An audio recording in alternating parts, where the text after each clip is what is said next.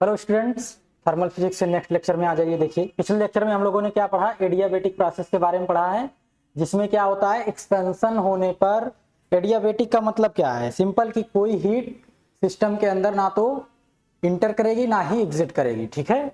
और इस परिस्थिति में अगर हम देखें कि अगर सिस्टम खुद वर्क कर रहा है, यानी उस पर एक्सपेंशन हो रहा है, तो क्या होगा, जो उसकी इंटरनल एनर्जी होगी वो घट जाएगी। ठीक है, जो उसकी इंटरनल एनर्जी होगी वो घट जाएगी। अगर सिस्टम पर हम वर्क कर रहे हैं या उसको कंप्रेस कर रहे हैं तो क्या होगा, इंटरनल एनर्जी जो होगी इंक्रीज हो जाएगी सिस्टम की। ये बात इंपॉर्टेंट है। ठीक है, इसको ध्यान में रखिएगा कि जब सिस्टम एक्सपैंड करेगा तो इंटरनल एनर्जी इंक्रीज कर जाएगी, डिक्रीज कर जाएगी, और जब सिस्टम कंप्रेस होगा एडियाबेटिकली, ठीक है, कंडीशन क्या है, एडियाबेटिकली होना चाहिए, तो क्या होगा, इंटरनल एनर्जी जो है उसकी इंक्रीज कर जाएगी। ठीक है।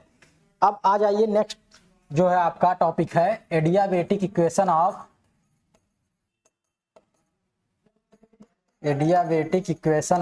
Perfect gas.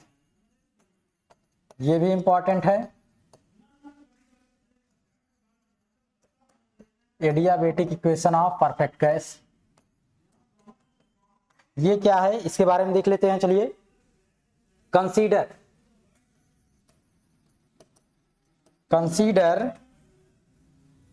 1 gram of the working substance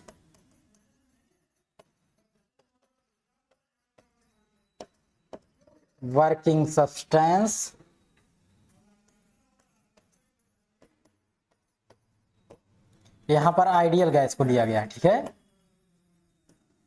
adiabatic equation of a perfect gas यानी आइडियल गैस। ठीक है, परफेक्टली इंसुलेटेड का मतलब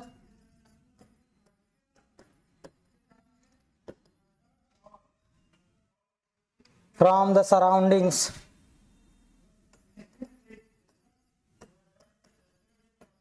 यानी इधर उधर से कोई एनर्जी लीक नहीं होगी। ठीक है, इसलिए परफेक्टली इंसुलेटेड, जितना अमाउंट ऑफ हीट हमने दिया वो सिस्टम के अंदर चला जाएगा।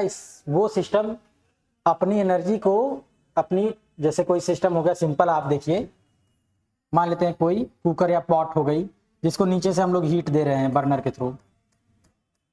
ठीक है, तो जितना हीट हम दे रहे हैं टोटल हीट इसके अंदर इंटर कर जा रहा है और इससे बाहर नहीं निकल रहा है। ठीक है, परफेक्टली इंसुलेटेड है, ये कहने का मतलब। ठीक है, from the surroundings let the external work done by the gas let the external work done by the gas is delta W। मान लेते हैं delta W external work done है। ठीक है, अब देखो, अप्लाइंग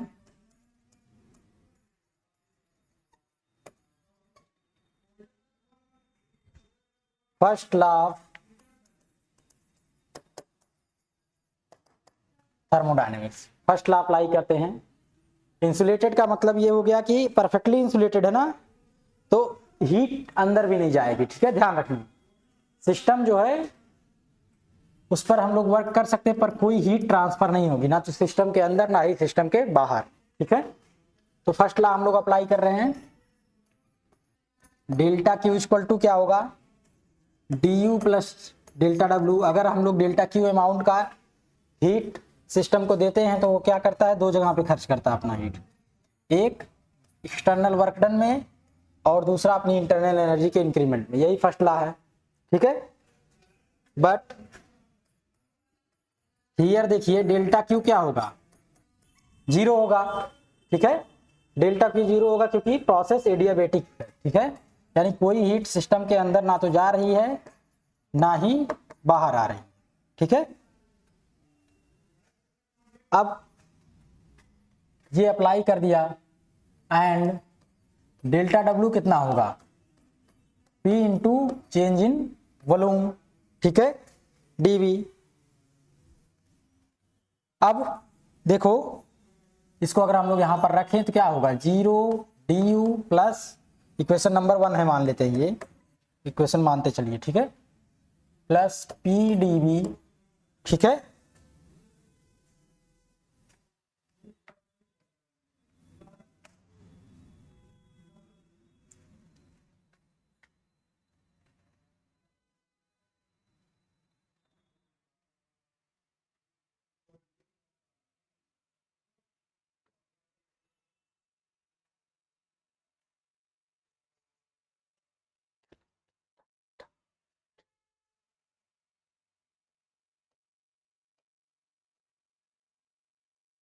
ध्यान दीजिएगा, इस टर्म पी डीवी को जो वर्क डन हो रहा है डेल्टा डब्ल्यू, यहां बाई इक्वेशन 1 एक टर्म और यहां पर आएगा पी डीवी बाई जे, ठीक है। ये क्या है, पी डीवी बाई जे, अभी बता रहे हैं, देखिए ये है क्या, where J is mechanical equivalent of heat, ठीक है। जे जो है आपका मैकेनिकल इक्विवेलेंट है हीट का, ठीक है। ये जे करता क्या, मैकेनिकल इक्विवेलेंट क्या होता है, मैकेनिकल इक्विवेलेंट जानते हैं रेशियो है कि जितनी हीट हमने ट्रांसफर की है जो वर्क डन में यूज हो रही है वो कंप्लीटली वर्क डन में यूज हो जाएगी कि नहीं। अगर जे की वैल्यू 1 होती है तो इसका मतलब क्या हुआ कि टोटल हीट जो है वो वर्क डन में खर्च हो गई है, ठीक है। जो एक्सटर्नल वर्क डन हो कर रही है हीट, वो टोटली यहां पर खर्च हो चुकी है, ठीक है। अगर जे की वैल्यू अमूमन क्या होता है 1 रहेगा या फिर जे लेस देन 1 होगा, ठीक है, 0 से बड़ा। ये दो इसकी लिमिटेशन है। अगर 1 से छोटा है इसका मतलब सारा का सारा amount of heat work done में खर्च नहीं हो रहा है, ठीक है। तो यही है मैकेनिकल इक्विवेलेंट। जो हीट है वो जब यहां पर या सिस्टम जो है वो खुद ही एक्सपैंड करेगा जब, ठीक है, तो कितना अमाउंट ऑफ मैकेनिकल वर्क करेगा, उसी लिए ये जे का एक टर्म इंट्रोड्यूस किया गया है यहां पर, ठीक है।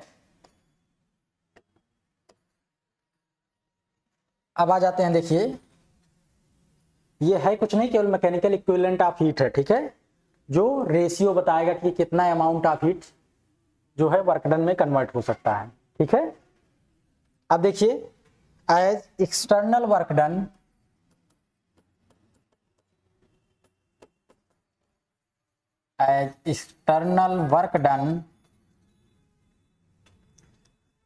by the gas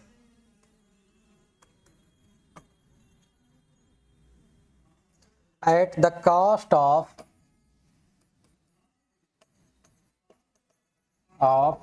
its internal energy. देखो जो एक्सटर्नल वर्क डन हो रहा है वो इसकी इंटरनल एनर्जी का यूज होकर के ही हो रहा है, वही चीज लिखी गई रही, ठीक है, क्योंकि बाहर से तो कोई एनर्जी नहीं जा रही है, वो सिस्टम अपनी खुद की एनर्जी इस्तेमाल कर रहा है, ठीक है। There is fall in temperature, there is fall in temperature, जब इंटरनल एनर्जी खर्च होगी तो टेम्परेचर भी कम होगा। मान लेते हैं वो dt से कम हो रहा है, यानी इस अमाउंट से टेम्परेचर कम हो रहा है, जब du amount of internal energy खर्च हो रही है तो dt का चेंज आ रहा है टेम्परेचर में, ठीक है। तो देखो जो du अमाउंट ऑफ एनर्जी खर्च हो रही है वो किसके बराबर होगा, 1 ग्राम का सिस्टम है cv dt, ठीक है। ये हो जाएगा, ये कहां से लिखा गया है, स्पेसिफिक हीट वाले सेक्शन में चले जाइएगा तो अमाउंट ऑफ हीट जो एब्जॉर्ब होता है सिस्टम के द्वारा वो कितना होता है, m into specific heat into change in temperature, वहीं से लिखा गया है। अब अमाउंट ऑफ हीट जो ट्रांसफर कर रहा है सिस्टम वो खुद की इंटरनल एनर्जी का ही यूज कर रहा है, du, इतने ही अमाउंट की एनर्जी उसमें यूज हो रही है, ठीक है। तो ये dq की जगह du हो जाएगा, m जो है 1 ग्राम है, शुरुआत में हमने देखा लिया हुआ है, कंसीडर किया हुआ है, यानी 1 ग्राम ऑफ आइडियल गैस है, उसकी जगह 1 हो गया। और CV क्या है, ये आपकी स्पेसिफिक हीट है, ठीक है। और DT जो है आपका वो चेंज इन टेम्परेचर है, ठीक है। CV यानी इसको कांस्टेंट वॉल्यूम पर ही लिया जा रहा है, ठीक है, वॉल्यूम इसका कांस्टेंट है, वहां से ये बात कही जा रही है। अब आगे चलते हैं, देखो ये DU की जगह पे रख देते हैं, ठीक है। क्या हो जाएगा, CV DT plus PdV by J equal to 0, ये हो गया, ठीक है।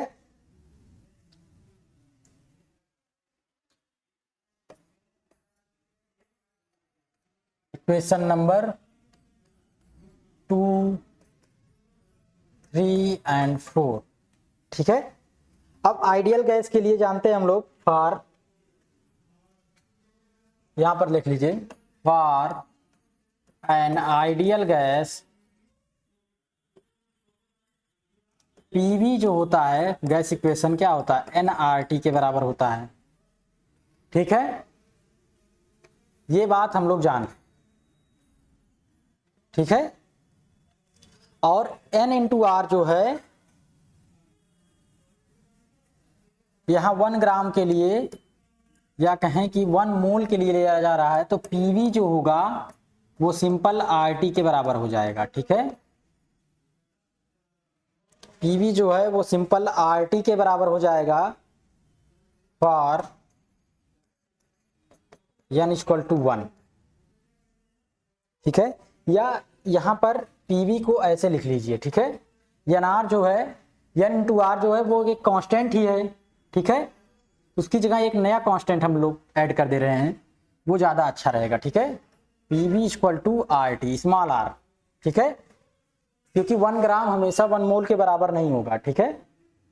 ये बात ध्यान रखिएगा, 1 ग्राम 1 मोल के बराबर नहीं होगा, केवल हाइड्रोजन के लिए होता है ऐसा, हर एक गैस के लिए तो नहीं होगा, ठीक है। R क्या है यहाँ पे, where small r is ordinary gas constant, ये ऑर्डिनरी गैस कांस्टेंट है आपका स्मॉल r। वहां पर कैपिटल R जो है यूनिवर्सल गैस कांस्टेंट था, यहां पर ये ऑर्डिनरी गैस कांस्टेंट है, ठीक है। अब इस इक्वेशन को हम लोग डिफरेंशिएट कर दें, ठीक है। तो differentiating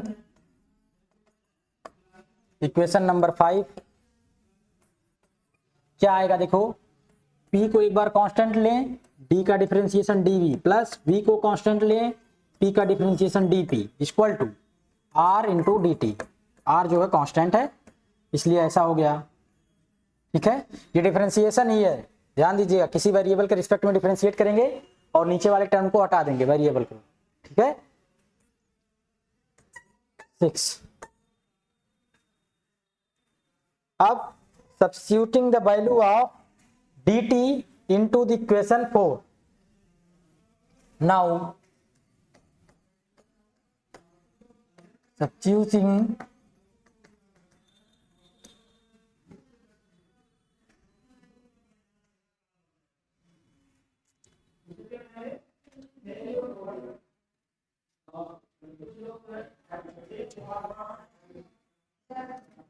the value of dt from equation 6 to equation 4, ठीक है। ये वैल्यू पुट आउट करो, dt की वैल्यू क्या होगी, दिस बाई r, ये हम लोग पुट कर दें यहाँ पर, तो CV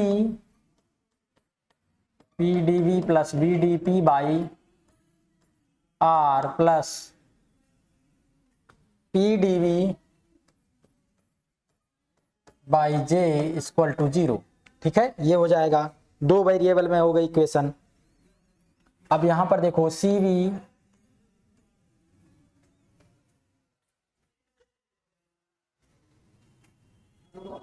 R से हम लोग मल्टीप्लाई कर दें तो क्या होगा, PdV plus VdP plus R into P D V by J equal to 0, ऐसी हो जाएगी इक्वेशन। ठीक है,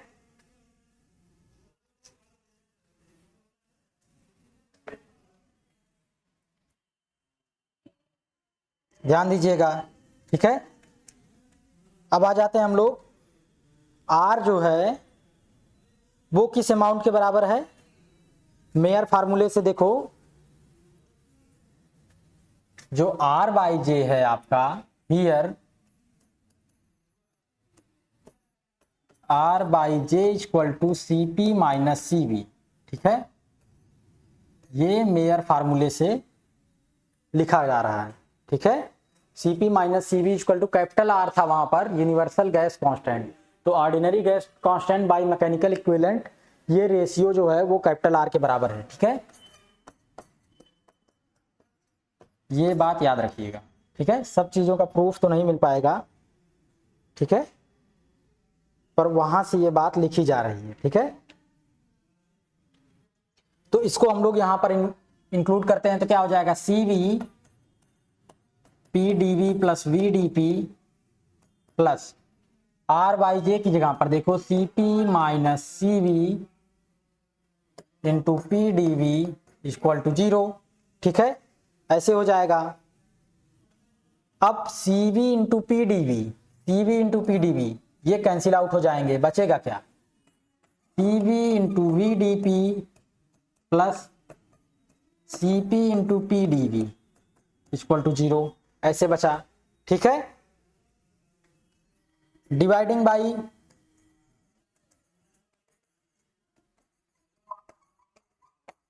सी वी इंटू पी वी। ठीक है, इससे हम लोग डिवाइड कर दें अगर पूरे इक्वेशन को, तो क्या हो जाएगा, सी वी से सी वी कटा, वी से वी कटा, D P by P plus यहां पर देखो क्या बचेगा, C P by C V, P से पी कट जाएगा, डी वी बाई वी बचेगा इक्वल टू 0, ऐसे आ गया। ठीक है, अब let C P by C V equal to gamma.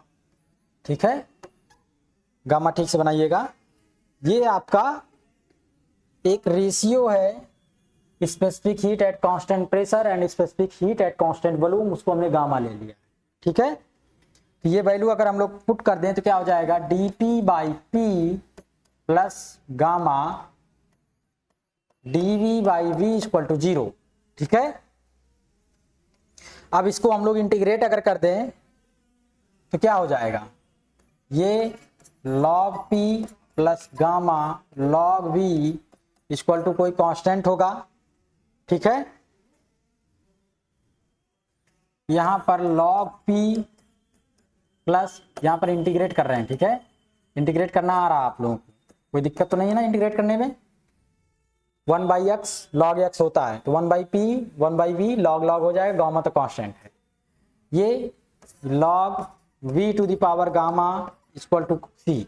ठीक है, इसको लिख सकते हैं log p into V to the power gamma equal to C, तो p v to the power gamma equal to e to the power c, e to the power c को एक नया कांस्टेंट ले लेते हैं, पहले इसको c डैश लेके चलते हैं, चलो इसको मान लेते हैं एक नया कांस्टेंट है। ठीक है, c, तो ये आ गया आपका। ठीक है, P V to the power gamma equal to constant. ठीक है, ये है आपकी adiabatic equation of a perfect gas, P V to the power gamma equal to constant. ठीक है, इसमें इस्तेमाल क्या हुआ है ध्यान दीजिएगा, एक तो जो मैकेनिकल वर्क डन है वहां पर, या वर्क डन है उस पर मैकेनिकल इक्विवेलेंट का एक टर्म जे हमने इंक्लूड किया हुआ है। ठीक है, और दूसरा जो आइडियल गैस की इक्वेशन है उसको small R ordinary gas constant के फॉर्मेट में हमने लिखा है। ठीक है, ये मैकेनिकल इक्विवेलेंट और ऑर्डिनरी गैस के फॉर्मेट में जो लिखी गई है बात, यही दो ध्यान दीजिएगा। ठीक है, ये है क्या,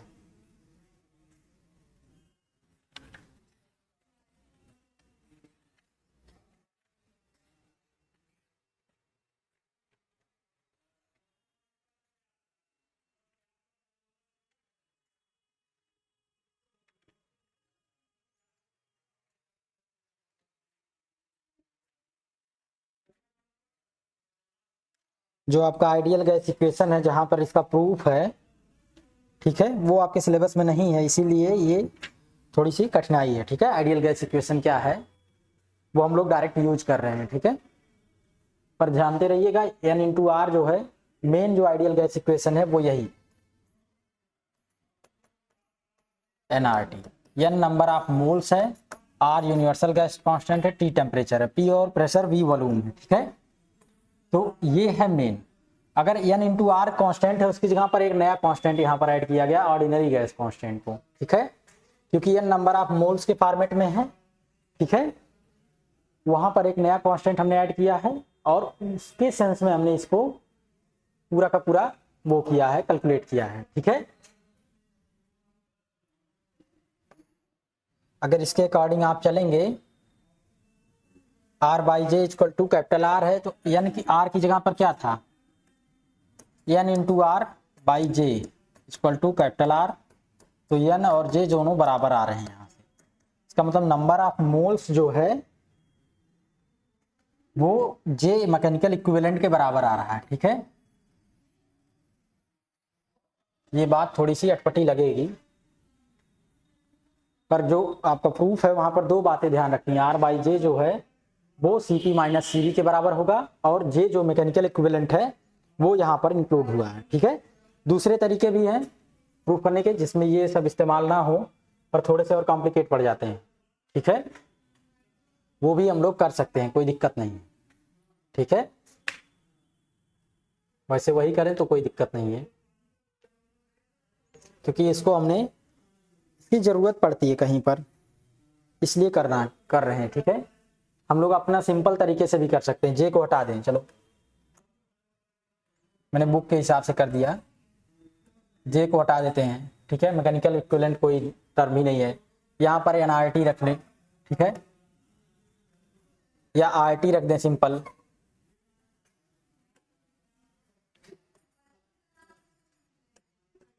ठीक है।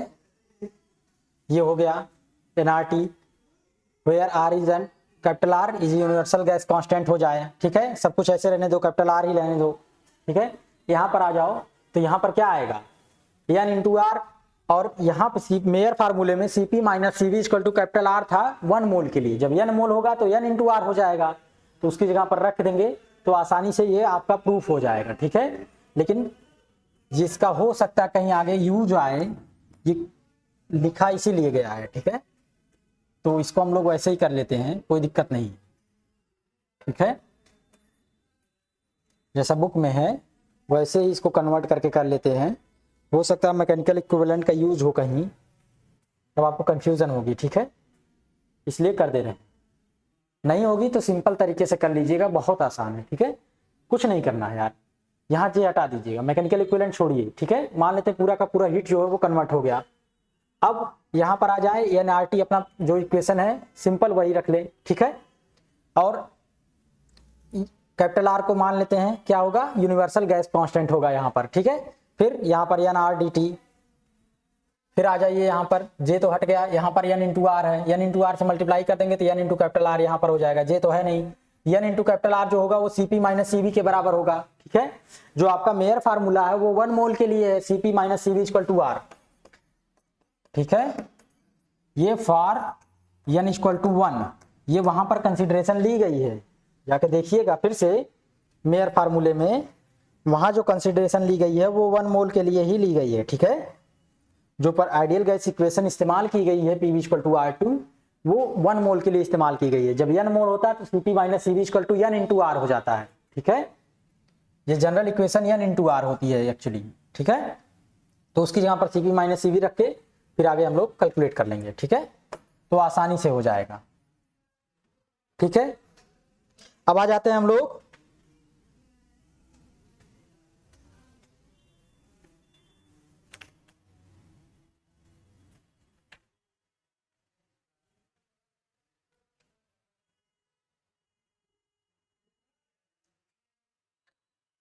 अब इसी इक्वेशन को हम लोग कन्वर्ट कर सकते हैं। देखो इसी इक्वेशन को हम लोग कन्वर्ट कर सकते हैं, किस किस फॉर्मेट में कन्वर्ट कर सकते हैं। देखो P और V के फॉर्मेट में है ये इक्वेशन, इसको हम लोग अगर वॉल्यूम और टेम्परेचर के फॉर्मेट में करें तो पीवी इक्वल टू क्या होता है, सिंपल एनआरटी, ठीक है, ऐसा लेकर के चलते हैं। तो देखो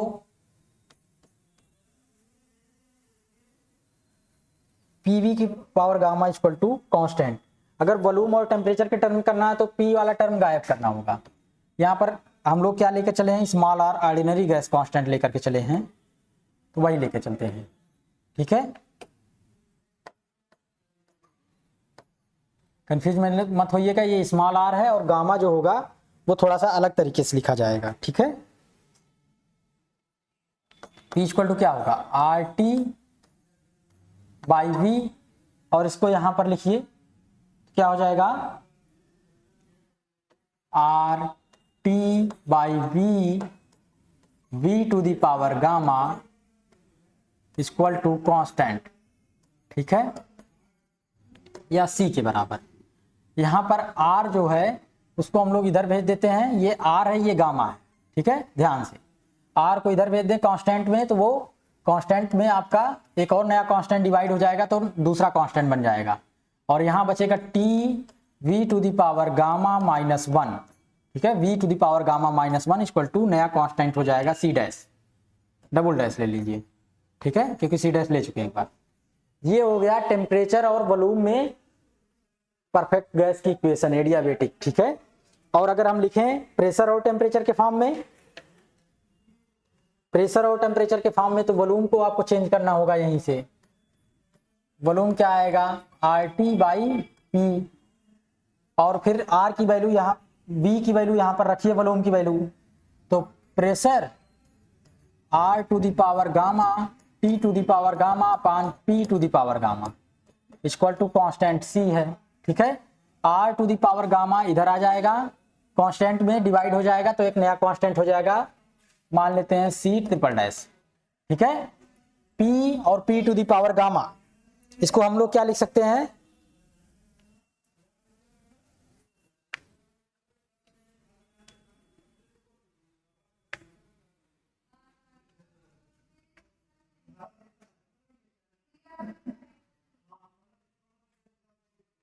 कहीं पर गलती तो नहीं कर रहे हैं कोई,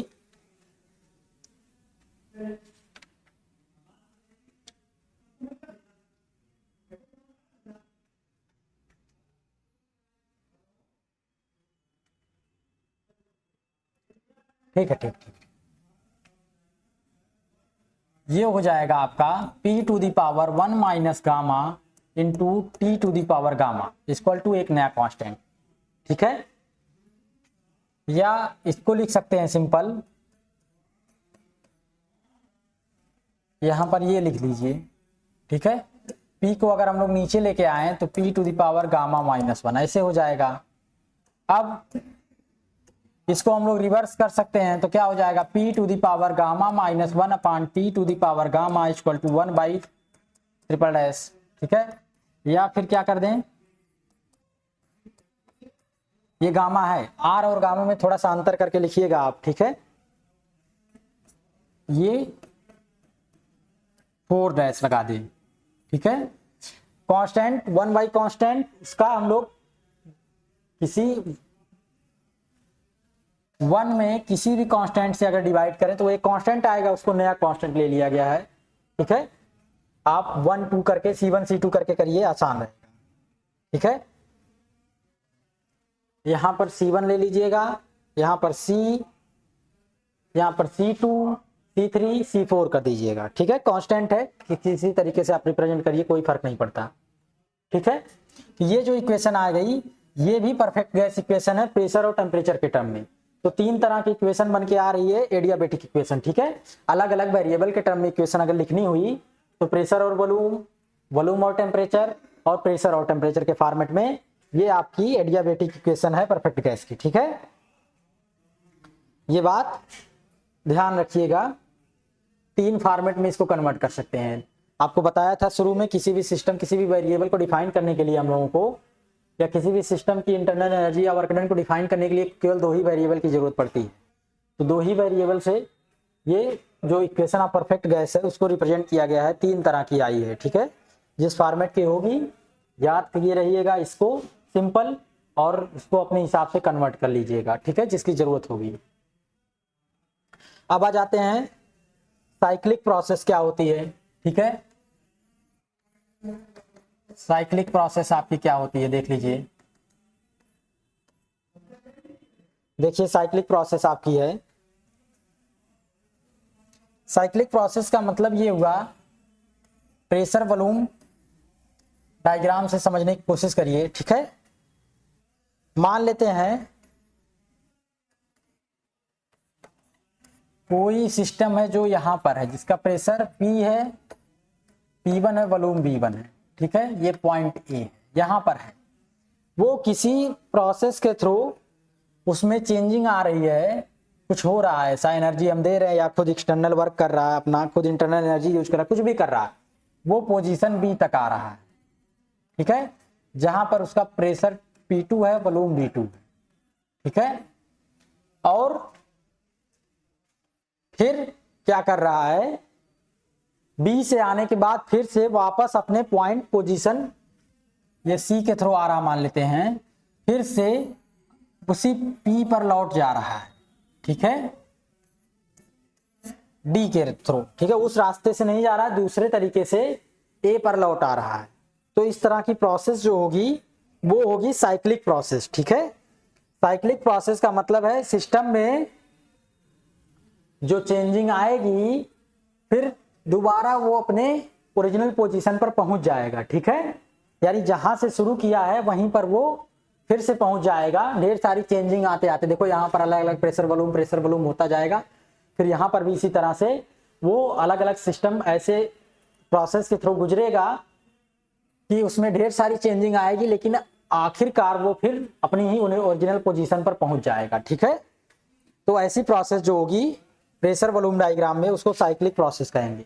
लेकिन इस प्रोसेस में भले ही ऐसा हुआ है लेकिन वर्क डन तो होगा, ठीक है।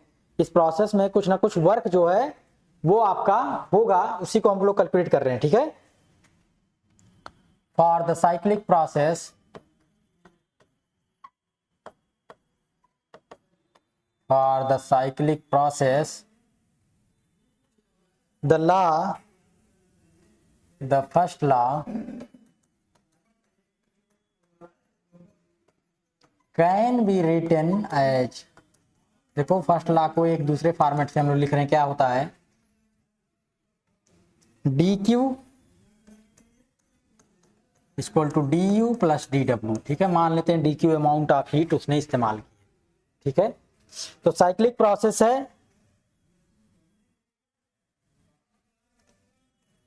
तो क्या होगा, क्लोज इंटीग्रल होगा, ठीक है। यहां पर इस तरह से फर्स्ट लॉ को लिखेंगे साइक्लिक प्रोसेस के लिए, ठीक है। लेकिन हम लोग जान रहे हैं since internal energy is state function, ठीक है, या पॉइंट फंक्शन, ठीक है। तो इस साइक्लिक प्रोसेस के लिए क्या होगा, इंटरनल एनर्जी जो होगी वो चेंज इन इंटरनल एनर्जी जो होगी वो जीरो हो जाएगी, क्योंकि वो फिर अपने उसी पोजीशन पर पहुंच गया है, ठीक है। तो जो चेंज इन इंटरनल एनर्जी होगी वो तो जीरो हो जाएगी, ठीक है, ध्यान दीजिएगा। क्योंकि स्टेट फंक्शन है, पॉइंट फंक्शन है, ये पाथ इंडिपेंडेंट होता है, किधर से सिस्टम गुजरा, कैसे कुछ भी किया हो, लेकिन अगर फिर से अपनी उसी पोजीशन पर पहुंच गया तो चेंज इन इंटरनल एनर्जी जो होगी वो जीरो होगी। यानी वो एक बार कुछ प्रोसेस के थ्रू कुछ इंटरनल एनर्जी मान लेते हैं बढ़ी या घटी होगी, लेकिन दोबारा जो प्रोसेस हुआ उसके थ्रू उसने अपनी इंटरनल एनर्जी जो घटी या बढ़ी थी उसको फिर से गेन कर दिया, ठीक है। उतना अमाउंट ऑफ इंटरनल एनर्जी फिर से रिस्टोर कर लिया जितनी थी शुरुआत में, तो इसीलिए चेंज इन इंटरनल एनर्जी जो होगी वो जीरो हो जाएगी, ठीक है। तो जो आपका वर्क डन होगा वो जितना अमाउंट ऑफ हीट उसने इस्तेमाल किया है टोटल वो वर्क डन में कन्वर्ट हो जाएगा, ठीक है। इस प्रोसेस के थ्रू जो उसने जितने अमाउंट का हीट इस्तेमाल किया है वो वर्क डन के बराबर हो जाएगा, और यहां से जो वर्क डन होगा, ठीक है,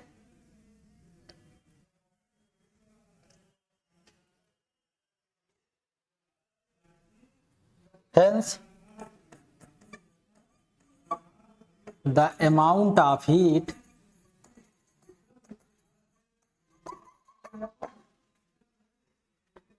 used by system, ठीक है, देखो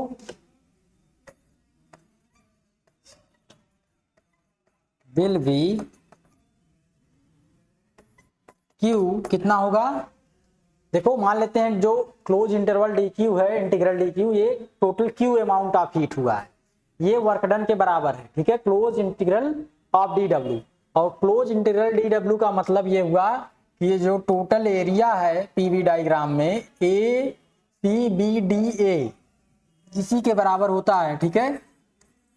पीवी डायग्राम में जो एरिया आता है वो वर्क डन के बराबर होता है, तो क्लोज इंटीग्रल लगा है तो इसका ये मतलब हुआ कि कंप्लीट या साइक्लिक है, ठीक है, या कहें कि जो लूप बन रहा है पीवी का वो आपका क्लोज लूप बन रहा है, यानी जिस एंड से शुरू हुआ उसी एंड पर पहुंच जा रहा है। तो ये टोटल एरिया जो होगा उतने ही अमाउंट का हीट इसने इस्तेमाल किया या उतने ही अमाउंट का इसने वर्क डन किया, ठीक है। Area of A C B D A, ठीक है, ए सी बी डी ए इसका एरिया इसके बराबर हो गया, ठीक है। तो ये आपका साइक्लिक प्रोसेस के थ्रू जो हीट आपकी यूज हुई है वर्क डन में इस तरह से निकाली जाएगी, ठीक है। इसका एरिया तो यहाँ पे फॉर्मेट दिया रहेगा, उसको हम लोग क्लोज इंटीग्रल या कहेंगे इंटीग्रेट करेंगे, ठीक है, डी डब्ल्यू को, तो निकालेंगे कितनी हीट आपकी यूज हुई है, ठीक है। ध्यान रखिएगा साइक्लिक प्रोसेस है, एडियाबेटिक नहीं है कि हीट का ट्रांसफर नहीं हुआ, हीट उसने बाहर से इस्तेमाल की हुई है, ठीक है, सिस्टम ने।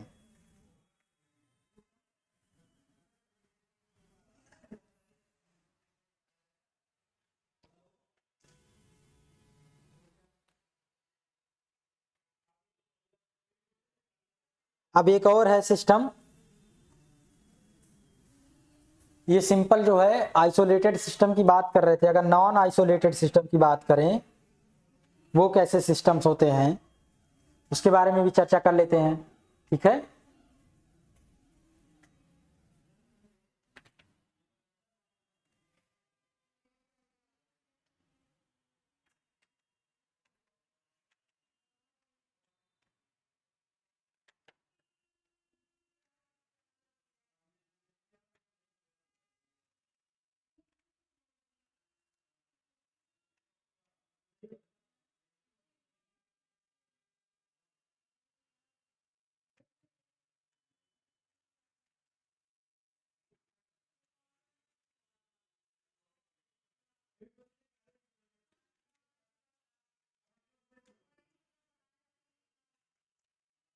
ठीक है, आ जाते हैं देखिए नॉन आइसोलेटेड सिस्टम पर।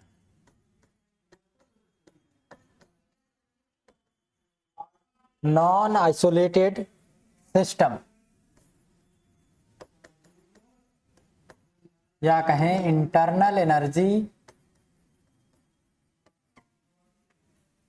Of the universe,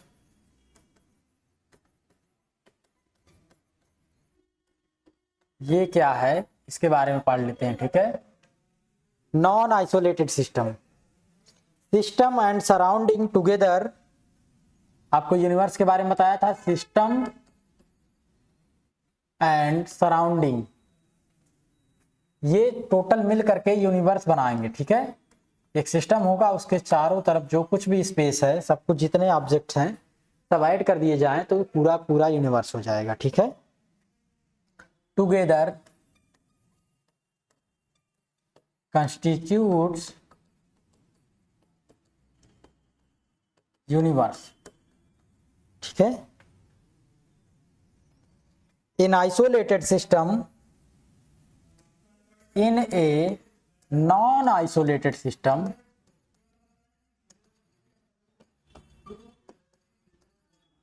non isolated system में क्या होगा, heat transfer between system and surrounding, in non-isolated system heat transfer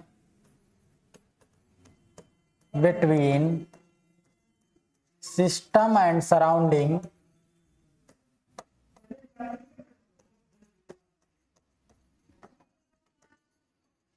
are allowed. ठीक है, अगर नॉन आइसोलेटेड सिस्टम है तो आसपास के जितने भी ऑब्जेक्ट होंगे वो एक दूसरे को हीट ट्रांसफर करेंगे, ठीक है, सिस्टम के through. When delta Q amount of heat transfer to the system,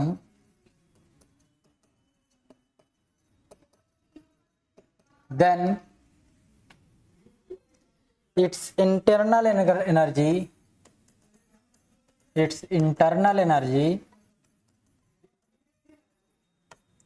increases by du and it perform an external work done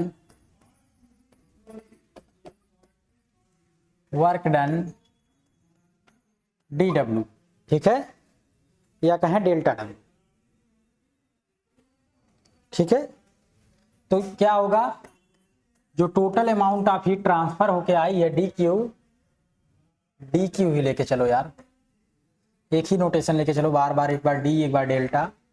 ठीक है, ये भी स्मॉल है, ठीक है, स्मॉल चेंज इन क्यू, इसको डेरिवेटिव ऑफ क्यू भी बोल सकते हैं, ठीक है, या उसको डेल्टा क्यू भी लिख सकते हैं। हर जगह अलग अलग इस्तेमाल करेंगे तो कंफ्यूज हो जाएंगे, इसलिए एक ही इस्तेमाल करेंगे हम लोग, डी। ठीक है, कुछ इस तरह से।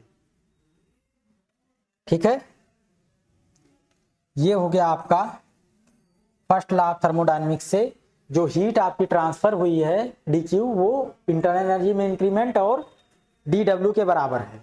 ठीक है,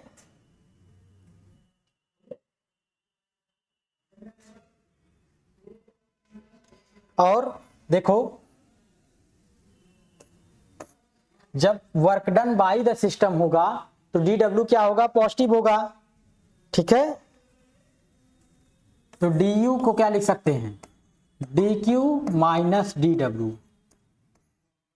ठीक है, ऐसे चेंज इन इंटरनल एनर्जी जो होगी, जितनी हीट ट्रांसफर हुई है और कितना वर्क किया है उसको हम लोग सब्सट्रैक्ट कर दें तो उसके बराबर आएगी।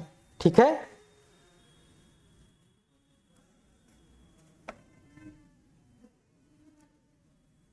अब ये जो हमने अप्लाई किया है सिस्टम पर, ठीक है, फॉर सिस्टम, ये हमने सिस्टम पर अप्लाई किया है। ठीक है, D Q amount of heat transfer हुआ है तो उसने डी यू की इंटरनल एनर्जी में चेंजिंग की है और डी डब्ल्यू वर्क किया है। ठीक है, ये सिस्टम के लिए है। अब सराउंडिंग के लिए देखो इसी तरह से, नाउ फॉर सराउंडिंग, क्योंकि हीट जो ट्रांसफर हो रही है वो सराउंडिंग से ही तो हो रही है, तो उसके लिए फर्स्ट लॉ अप्लाई करो। तो देखो फर्स्ट लॉ क्या होगा, डी क्यू माइनस साइन के साथ, क्योंकि इतनी हीट उसने ट्रांसफर की है। ठीक है, जब हीट सिस्टम में इंटर करेगी या किसी भी बॉडी में इंटर करेगी तो पॉजिटिव वैल्यू के साथ ली जाएगी। ठीक है, यहां पर डी क्यू जो है वो पॉजिटिव होगा और डी डब्ल्यू जो work done by the system हो रहा है वो भी पॉजिटिव होगा।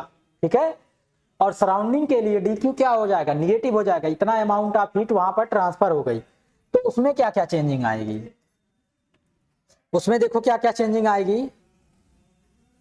एक तो उसकी internal energy D you dash हो जाएगी, मान लेते हैं। ठीक है, बढ़ी या घटी पता नहीं।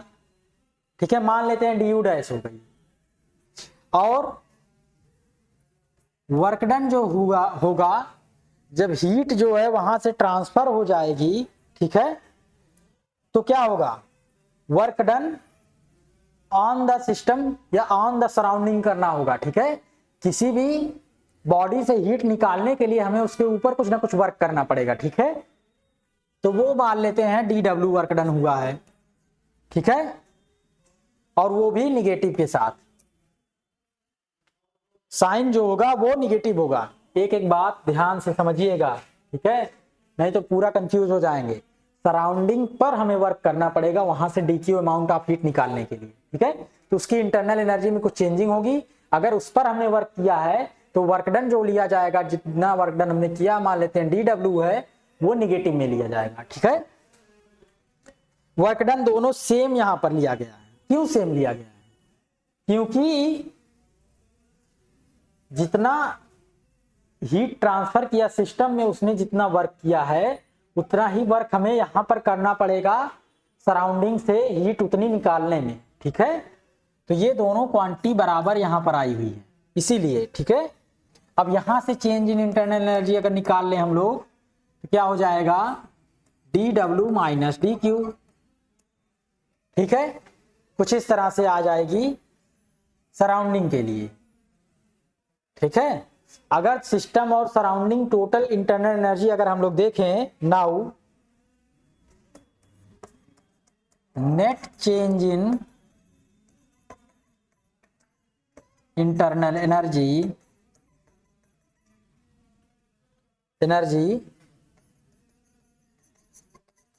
तो दोनों चेंज को हम लोग सम अप कर दें तो क्या हो जाएगा,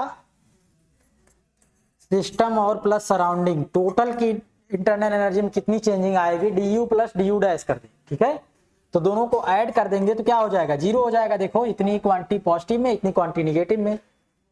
ठीक है, जीरो हो गया। इसका क्या मतलब निकला,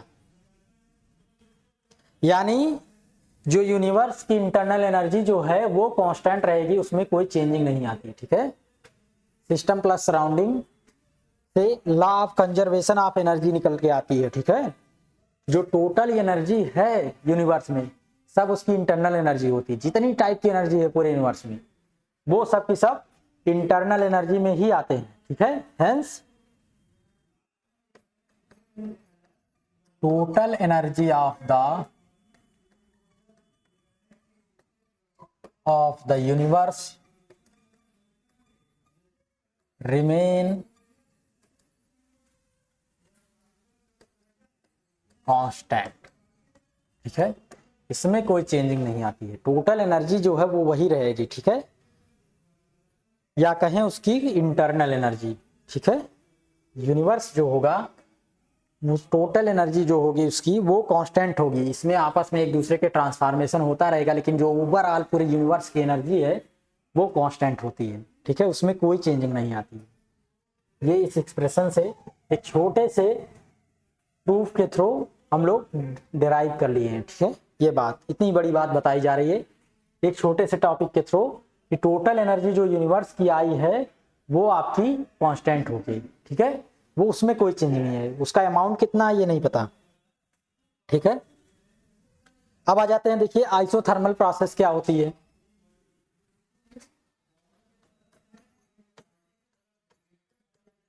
आइसोथर्मल प्रोसेस,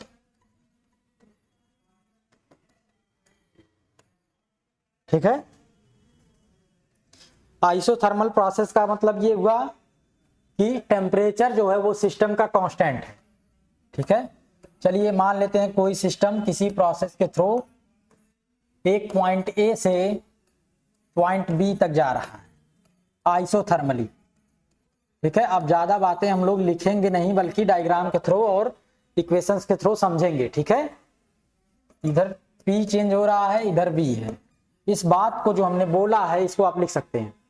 ठीक है, खुद से लिख लीजिएगा स्टॉप करके, पॉज करके। क्या है, कोई सिस्टम है वो पॉइंट ए से पॉइंट बी पर किसी प्रोसेस के थ्रू जा रहा है। पॉइंट ए पर उस सिस्टम का प्रेशर P1 है, वॉल्यूम V1 है, और पॉइंट बी पर प्रेशर P2 है और वॉल्यूम V2 है।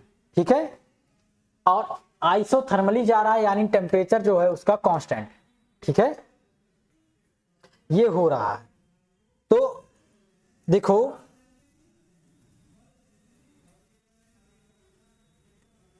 अगर ऐसा हो रहा है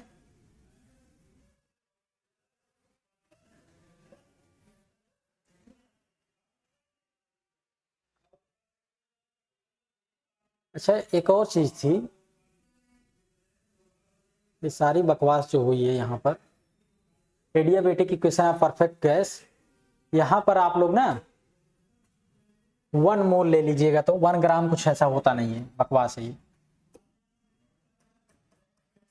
1 मोल लेके चलिएगा। ठीक है, बुक वाले हैं बस कंफ्यूज करते हैं यार। गैस का जो मेजरमेंट होता है ग्राम में नहीं होता है, हमेशा मोल में होता है।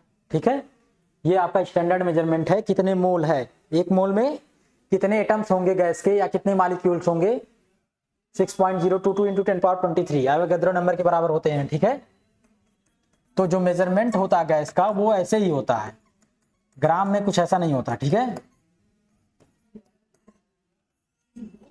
जो स्टैंडर्ड मेजरमेंट है ग्राम में किया जा सकता है, ऐसा नहीं कि नहीं किया जा सकता। ठीक है, पर adiabatic equation of perfect gas में इसको 1 मोल ही लेके चलिएगा। ठीक है, तब आपके लिए आसान रहेगा समझना। ठीक है, वो 1 ग्राम का क्या मतलब है मेरी समझ में नहीं आया।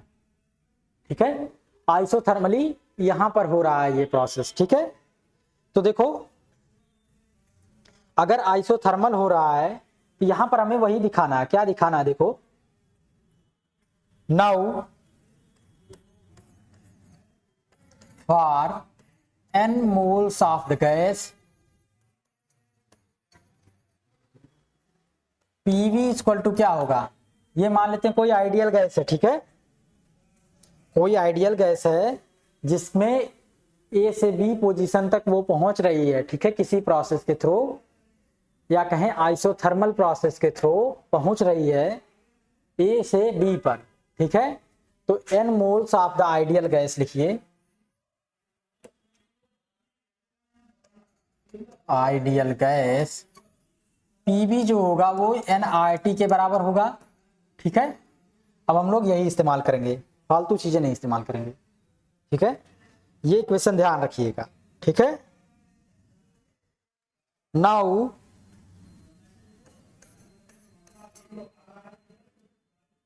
Since gas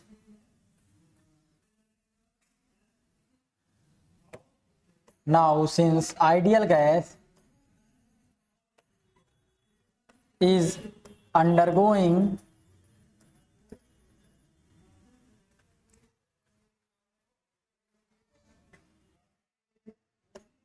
through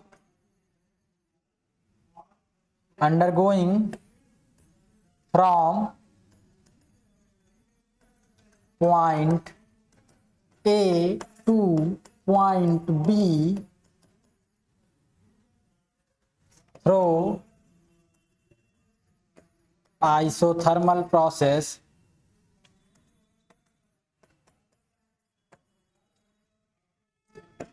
hence change in internal energy, its internal energy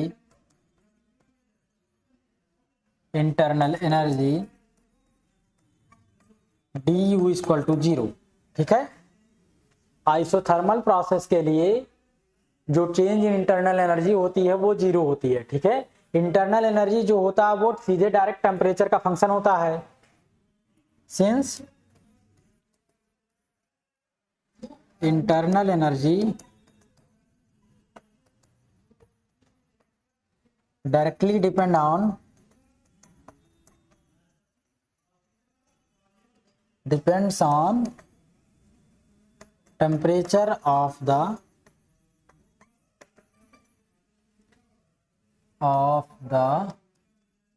ideal gas। ठीक है, ये किसी आइडियल गैस के लिए ये बात सही है। ठीक है, ये केवल टेम्परेचर पर ही डिपेंड करती है डायरेक्टली। ठीक है, किसी आइडियल गैस के लिए।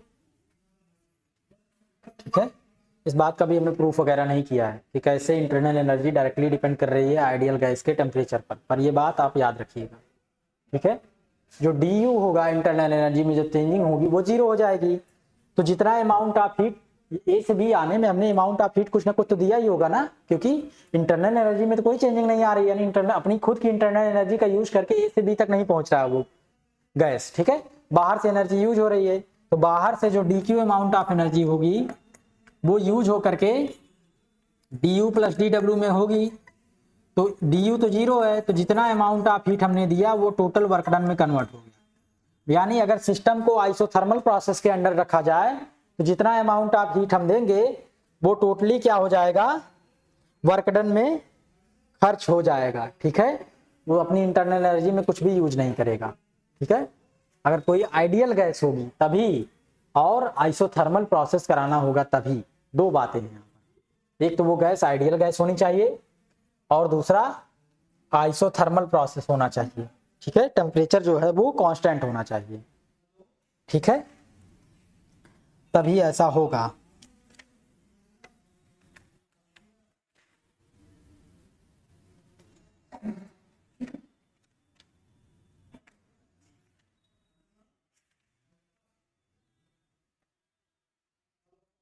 कुछ बातें हैं जिनका प्रूफ नहीं है। ठीक है, जैसे पहली बात ये इंटरनल एनर्जी जो है आइडियल गैस की वो टेम्परेचर पर डिपेंड करती है, ये बात आपको याद रखनी होगी। ठीक है, और पीछे देख लेते हैं कोई ऐसी बात जिसका प्रूफ नहीं किया गया है। ठीक है, हाँ, और एक इंटरनल एनर्जी जो है वो स्टेट फंक्शन है, ये भी कि पॉइंट डिपेंडेंट फंक्शन है, वो भी प्रूफ नहीं है, वो प्रैक्टिकल जो है रिजल्ट है, वो भी कोई थ्योरेटिकल रिजल्ट नहीं है जिसको आसानी से प्रूफ करके दिखाया जा सके कि वो स्टेट फंक्शन है या पॉइंट फंक्शन है। ठीक है, ये दो बातें आपको याद रखनी होंगी।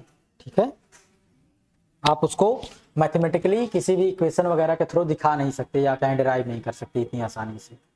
ठीक है, तो वो बात याद रखिएगा। अब आ जाते हैं work done during isothermal process. ठीक है, जो ये वर्क डन आया वो कितने अमाउंट का आएगा आइसोथर्मल प्रोसेस में, वो देख लेते हैं। कुछ है नहीं, बहुत आसान है।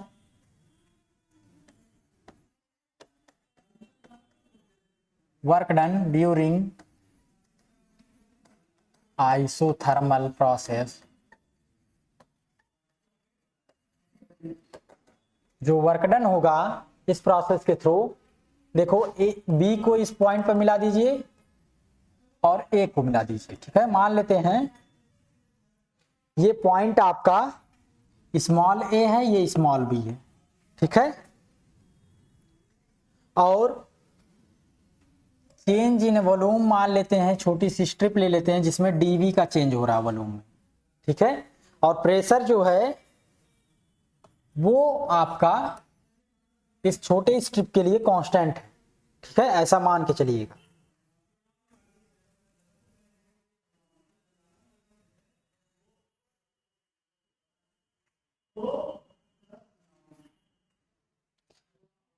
तो small work done D W क्या हो जाएगा, pressure into change in volume.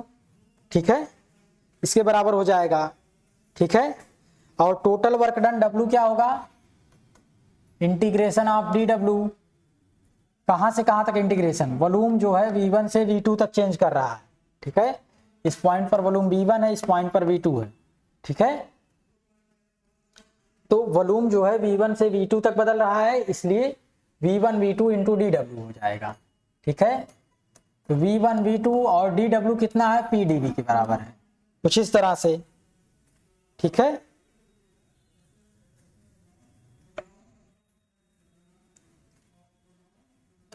ये आपका वर्क डन आ गया।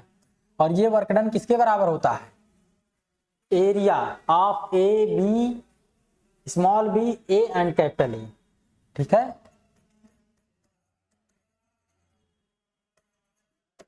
ए से बी पे आ रहे हैं, स्मॉल बी ए और कैपिटल ए। ठीक है, इस टोटल एरिया के बराबर होगा। ध्यान दीजिएगा, जो पीवी डायग्राम में एरिया बन के आता है उस लाइन के under, area under the line A B, वही जो होता है वो टोटल वर्क डन के बराबर होता है। ठीक है, तो इस तरह से उसको हमने रिप्रेजेंट कर दिया। ठीक है, और आइडियल गैस के लिए हम लोग निकाल रहे हैं। ठीक है, फॉर, याद रखिएगा हमेशा आइडियल गैस का इस्तेमाल हो रहा है यहाँ पर, PV equal to NRT। N जो है यहाँ पर मान लेते हैं 1 मोल है आइडियल गैस का, तो PV इक्वल टू क्या हो जाएगा, RT हो जाएगा। P यहाँ से क्या आ जाएगा, RT बाई V हो जाएगा, इसको हम लोग यहाँ पर इंक्लूड कर देंगे। तो वर्क डन क्या हो जाएगा, V1 टू V2, P की जगह पर RT by V into DV। ठीक है, T जो है वो कांस्टेंट है क्योंकि आइसोथर्मल प्रोसेस है, तो RT बाहर हो गया। 1/V का जो इंटीग्रेशन होगा वो log V होगा, और V2 और V1 रखेंगे तो क्या आ जाएगा, log V2 बाई V1 ऐसे। ठीक है,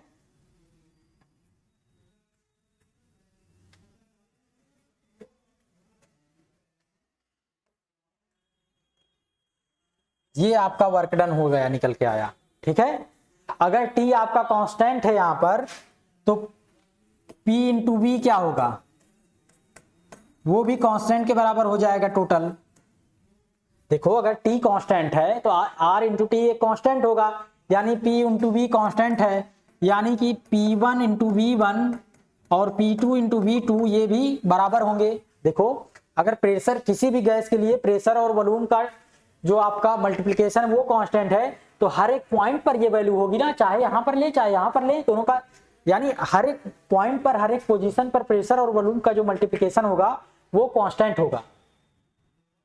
ठीक है, तो यहां से P1 by P2 equal to क्या हो जाएगा, V2 बाई V1, यानी इसी को हम लोग क्या लिख सकते हैं, यहां पर W equal to RT log, ठीक है, बेस E पर है मानिएगा, ठीक है, या बेस 10 पर मानिएगा इसको तो ज्यादा अच्छा है, बेस 10 पर लिया जा रहा है। ठीक है, लॉग बेस 10 पर क्या हो जाएगा, P1 बाई P2।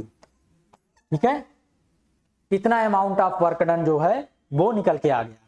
ठीक है, तो दो फॉर्मेट में आइसोथर्मल प्रोसेस में वर्क डन हमने निकाल लिया। ठीक है, अब अगर एडियाबेटिक प्रोसेस में वर्क डन देखें, ठीक है,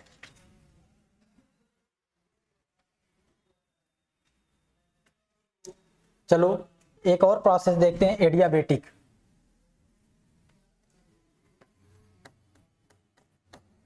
work done during adiabatic process.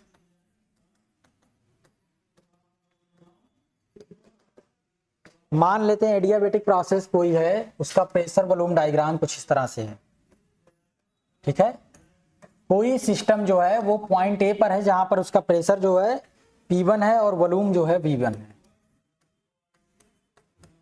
और वो पॉइंट बी तक जा रहा है एडियाबेटिकली, जिस पर प्रेशर P2 है, वॉल्यूम V2 है। ठीक है, बात वही है, एडियाबेटिकली जा रहा है, यानी हीट बाहर से नहीं ले रहा है, खुद अपनी इंटरनल एनर्जी का यूज कर रहा है। अब वर्क डन क्या होगा, अभी भी वर्क डन वही होगा। ठीक है, अभी भी वर्क डन का अमाउंट जो है उतना ही आएगा, पर तरीका बदल जाएगा, क्योंकि प्रोसेस एडियाबेटिक है।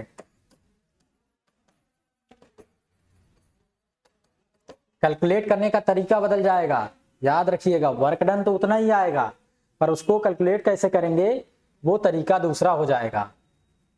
ठीक है, यानी डेल्टा क्यू जो है हीट ट्रांसफर होके आ रही है वो 0 है। ठीक है, तो उसके लिए हमने एडियाबेटिक इक्वेशन निकाली हुई थी। ठीक है, हियर वर्क डन जो होगा तो वो तो उतना ही होगा।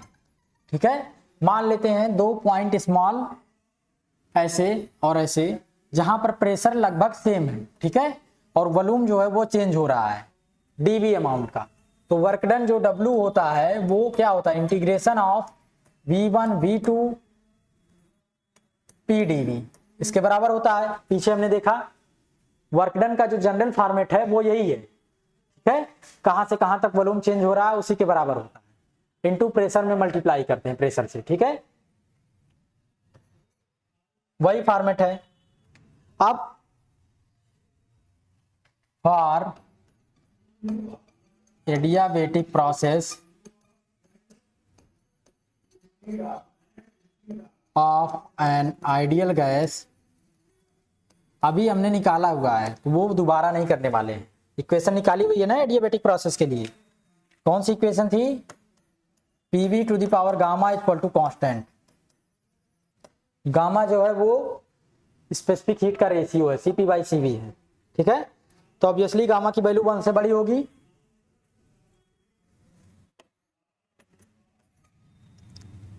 ठीक, तो यार गामा गड़बड़ बन रहा है, ये CP/CV है, CP CV से बड़ा होता है, इसका मतलब गामा जो होगा हमेशा 1 से बड़ा होगा, ये बात याद रखिएगा।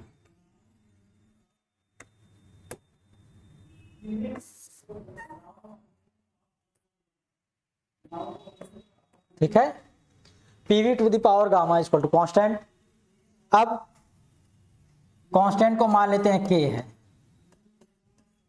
वहां पर C लेके चले, K लेके चले। ठीक है, या सी ही लेके चलिए यार, बार बार क्या कांस्टेंट बदलना, ठीक है।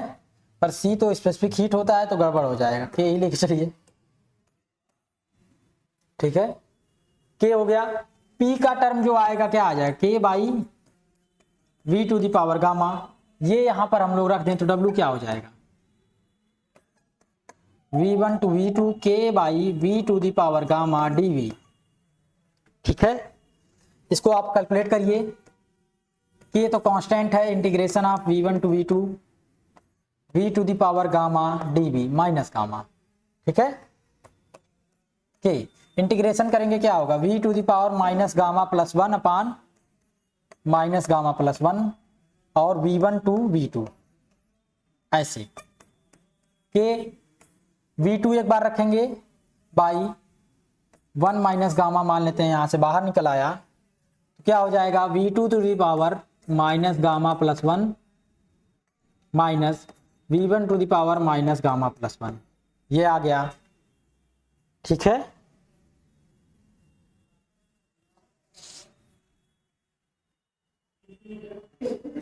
अब इसको हम लोग थोड़ा सा चेंज कर सकते हैं, कैसे, ये टोटल वर्क डन आया है, यहां पर देखो 1 by V2 to the power 1 minus gamma कर दें,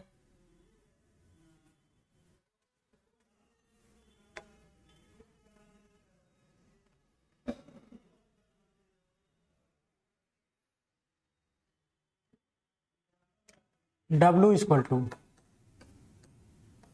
के बाई गामा माइनस 1, देखो यहां से माइनस साइन हमने कॉमन ले लिया, माइनस साइन कॉमन लेकर के नीचे लेके चले गए हैं तो गामा माइनस 1, क्योंकि गामा की वैल्यू 1 से बड़ी है तो उसको पॉजिटिव करने के लिए गामा माइनस 1 हमने कर दिया, ठीक है। ध्यान रखिएगा ये बात।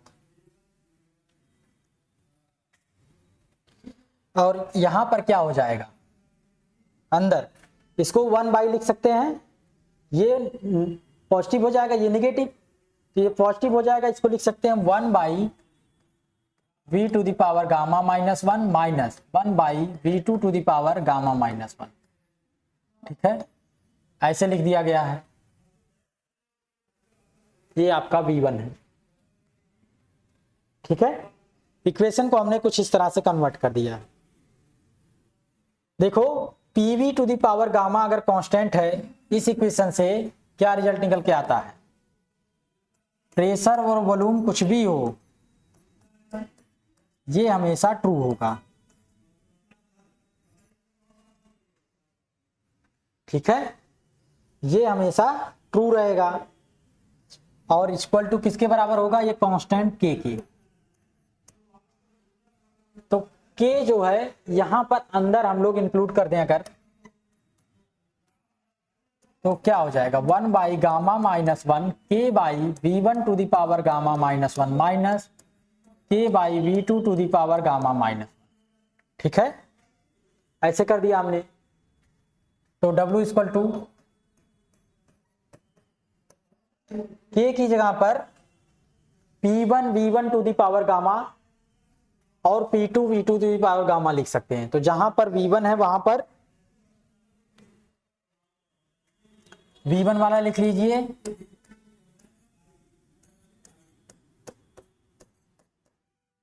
माइनस, और जहां पर P2 है वहां पर V2 वाला लिख दीजिए, ठीक है, ऐसे। अब इसको ऊपर लेके चले जाइए तो V1 और V1 टू दी पावर क्या हो जाएगा ऊपर जाकर के माइनस गामा प्लस 1, ठीक है, और ये प्लस गामा है, ये माइनस गामा कट जाएगा, क्या बचेगा P1 V1 minus P2 V2, ये आ जाएगा, ठीक है। अब यहां पर ये मत कहिएगा कि P1 V1 और P2 V2 तो बराबर होंगे, ठीक है, वो केवल आइसोथर्मल प्रोसेस के लिए बराबर थे, यहां पर नहीं होंगे, ठीक है। तो ये हो गया आपका जो है वर्क डन इस तरह से, और P1 V1 और P2 V2 किसके बराबर होंगे, देखो फॉर आइडियल गैस ये इक्वेशन तो हमेशा होल्ड करेगी। टेम्परेचर अलग है यहाँ पर, क्योंकि आइसोथर्मल प्रोसेस नहीं है, इसलिए टेम्परेचर दूसरा दूसरा है NR2। ठीक है, ये यहाँ पर रख दें और NR कॉमन ले लें, W इक्वल टू क्या होगा NR बाई गामा माइनस 1। बार बार 1 मोल के लिए लिया जा रहा है, हम N मोल के लिए लेके जाते हैं, जनरल लिखते हैं। ठीक है, तो क्या हो जाएगा T1 माइनस T2। ठीक है, यानी जो टेम्परेचर में डायरेक्ट चेंजिंग आ रही है वहां से हम लोग वर्क डन निकाल सकते हैं ऐसे। ठीक है,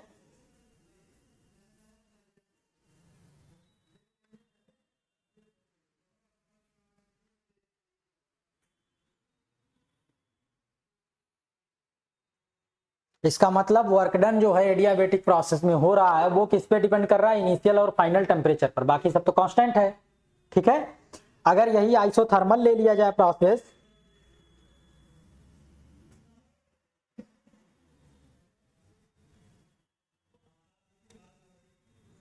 तो क्या हो जाएगा वर्क डन, आइसोथर्मल में T1 T2 बराबर हो जाते हैं, तो आइसोथर्मल एडियाबेटिक ले लिया जाए तो कोई वर्क ही नहीं होगा।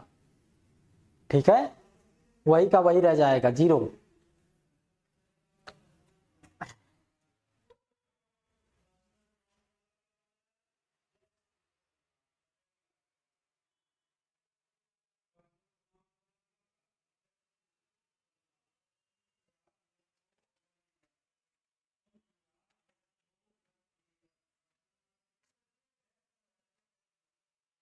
ये आपका वर्क डन का फार्मूला आ गया। अब आपका जो नया टॉपिक है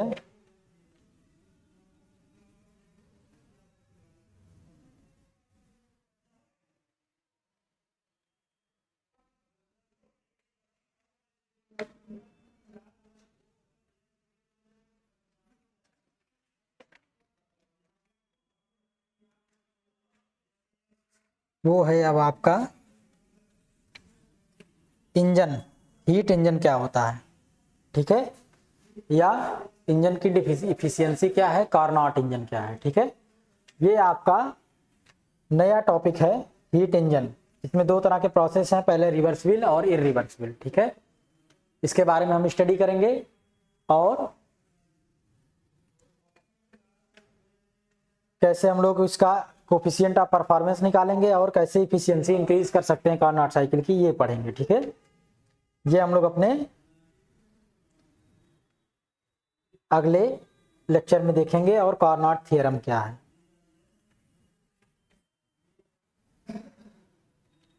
सेकेंड लॉ ऑफ थर्मोडायनेमिक्स,